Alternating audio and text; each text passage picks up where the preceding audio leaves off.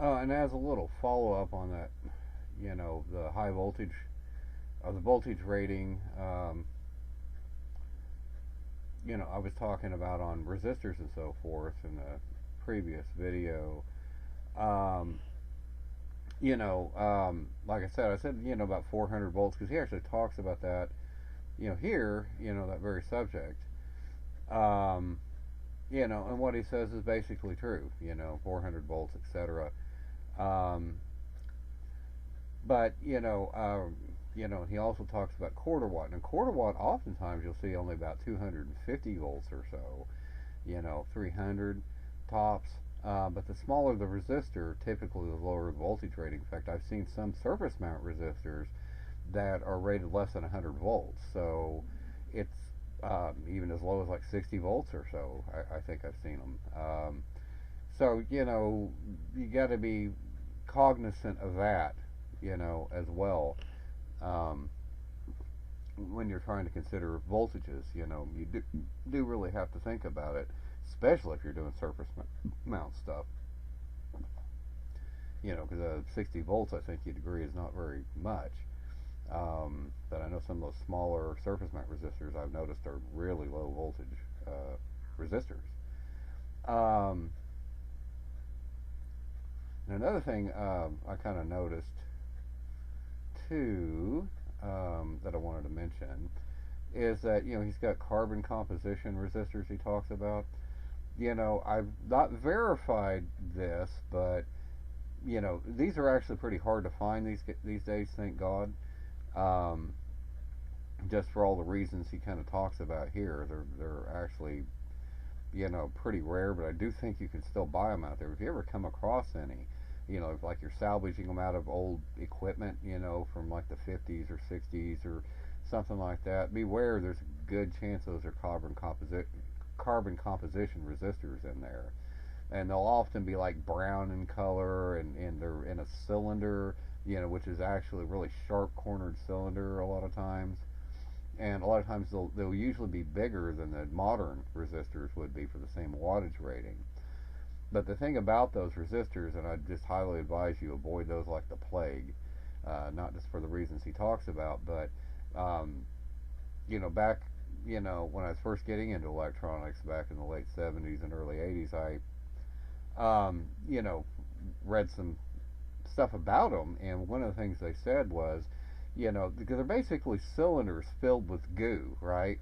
And the goo is a mixture of carbon and some other materials to give it the actual resistor value.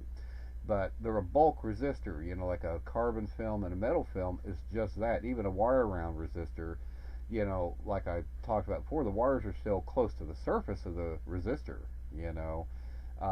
but same with a metal film and a carbon film. The actual resistive part of it, is close to the surface, so it's good. It's good for heat dissipation, etc.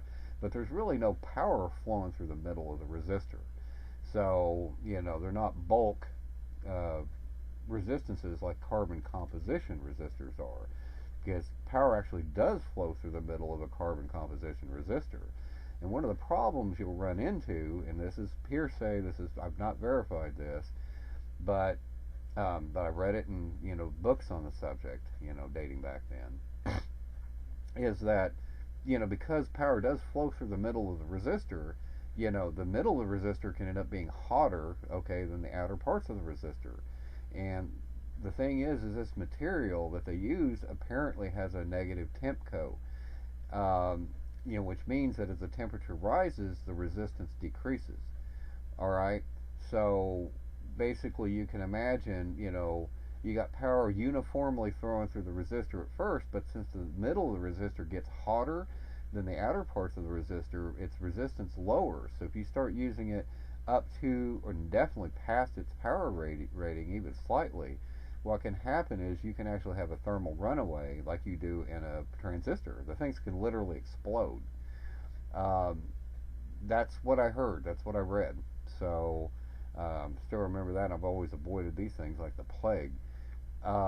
But yeah, basically because the center of it gets hot, and it gets hot, so its resistance falls. So therefore, current follows the path of least resistance, and so more and more current starts going through the center, causing them to get hotter and hotter, and the resistance to drop more and more compared to the outer part of the material. So basically, yeah, that can happen very quickly sometimes, and you end up with a resistor that explodes on you. So that's one of the things. If you're ever taking resistors out of an old thing, I'd throw them away if I were you. I wouldn't mess with them. Just buy yourself some new resistors. So, so that's something to take into account. I also wanted to say on this Elliott Sound Products article too. By the way, he's got a little mistake in this equation way up here.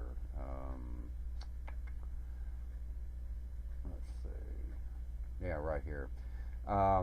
These parentheses actually should be here and here. They should be around this part of the equation, because if you actually follow this for the velocity of sound and dry air, you're going to get a wrong answer, because you're basically adding this and this and multiplying it by the temperature. No, this needs to be multiplied by the temperature and then added to this. So that's incorrect.